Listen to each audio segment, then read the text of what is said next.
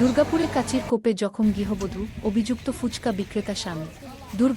দুর্গাপুরের ২৪ নম্বর ওয়ার্ডের উত্তরপল্লীতে শুক্রবার বিকেলে চাঞ্চল্যকর ঘটনা।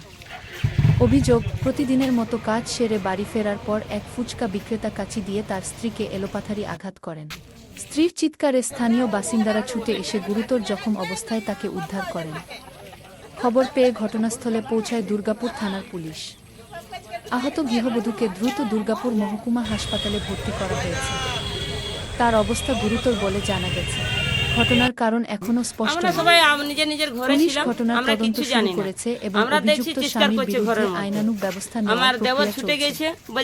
এই ঘটনায় উত্তরপল্লী এলাকায় ব্যাপক চাঞ্চল্যের সৃষ্টি আমি হয়েছে। বললাম দেখো দরজা খুলে দেখো কি হচ্ছে, তো দরজাটা খুলছে তো দরজা বন্ধ ছিল ভিতর দিকে।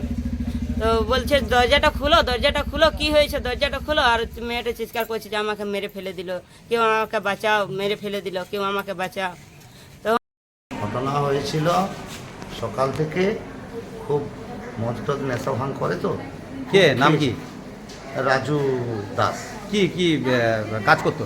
ও এইরকম ফুচকা বিক্রি করে। আচ্ছা, গিয়ে বাড়িতে অশান্তি হয়েছে, বউ লোকের বাড়িতে কাজ করে, কাজ করার পর বাড়িতে এসেছে, ও সারাদিন মদ টদ খাওয়াখাই করেছে। তখন খুব চরম নেশা হয়ে গেছে। নেশা হওয়ার পর ওর বউকে এসে ঘরে পেয়ে গেছে। বাস ওর বউয়ের বুকের উপরে বসে আর ওই কাঁচি ছিল, কাঁচি দিয়ে মানে খুন করার চেষ্টা করেছিল।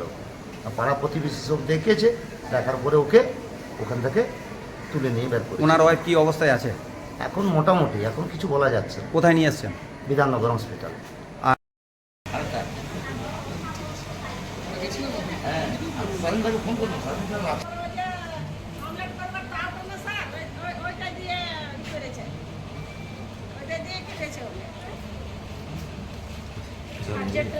না,